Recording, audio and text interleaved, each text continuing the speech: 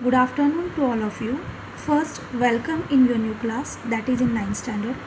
Let me introduce myself. I am Mrs. Rita Patne and this year I am going to teach you biology. From today, we will start our new syllabus.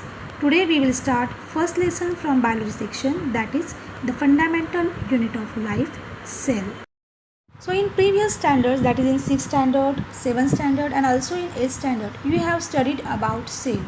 You know living things and non-living things, and also you know about the properties of living things and non-living things. So the most important property of living thing is all living things are made up of cells. Means you all know or you all have heard about the cell. So tell me, what is mean by cell? Yes, cell is the basic, structural, functional, and fundamental unit of life. All living things are made up of cells, and depending upon the number of cells, these living things are classified into two groups. So, living things are classified into two groups depending upon the number of cells present in their body. So, if the living thing or organism is made up of only single cell, then that organism is called unicellular organism. And if it is made up of many cells, then it is called multicellular organism. You all have studied these in 6th and 7th standard also. So tell me examples of unicellular and multicellular organisms. Yes, amoeba, paramecium, bacteria, these are the examples of unicellular organism because all these organisms are made up of only single cell, and in their bodies all the activities, all the functions like respiration, egestion, then excretion, whatever their body activities are performed by single cell only. So that's why they are called unicellular organisms. While when we are talking about multicellular organisms, they are made up of many cells. Number of millions of cells are there in their body, and these different cells perform different functions in their body. Different organ systems are there to perform different functions in their body. So they are called multicellular organisms. All plants, animals and also human beings, these are examples of multicellular organisms. That's why cell is called functional unit of life. Now we will see why cell is called structural unit of life. To explain this, I will give you example of book. Book is made up of many pages, and many on each page many paragraphs are there. Paragraphs are made up of lines. Lines are made up of words, and words are made up of letters. So for book, a letter is a basic and structural unit of that book. When we compare this book with our whole body, like book, our whole body consists of many organ systems. Organ systems are made up of organs. Organs are made up of tissues, and tissues are made up of cell.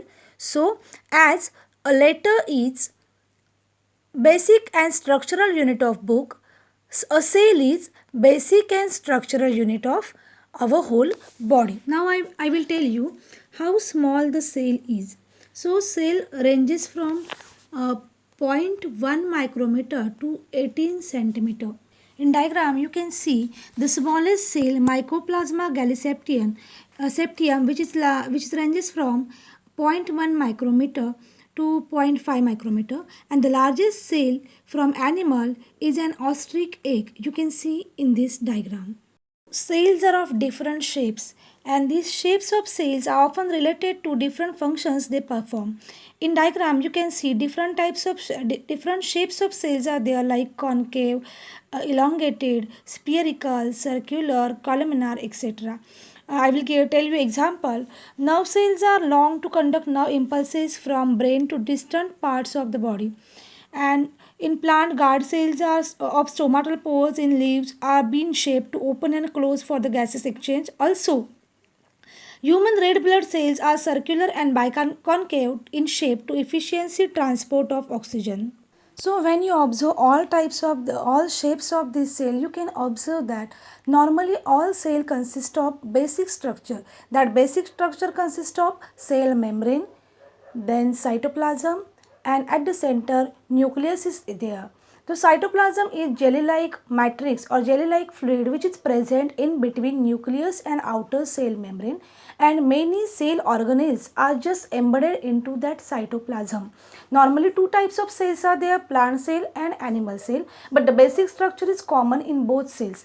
Next, in our next lecture, I will explain you plant and animal cell in detail. So out of these cell organelles, mitochondria, endoplasmic reticulum, Golgi apparatus, vacuoles, many cell organelles are there, and we will study all these cell organelles, their structure, their functions in detail in our next lesson. So today we have discussed about cell size, then shape of cell, how it is related to their function, how cell means how cells are classified into unicellular and multicellular organism, why cell is functional and structural unit of life, and also in short we have discussed about basic structure of cell. So dear students, I hope you have enjoyed that video, and I hope you will study hard by using these videos. If you have any doubt, you can ask me. Thanks.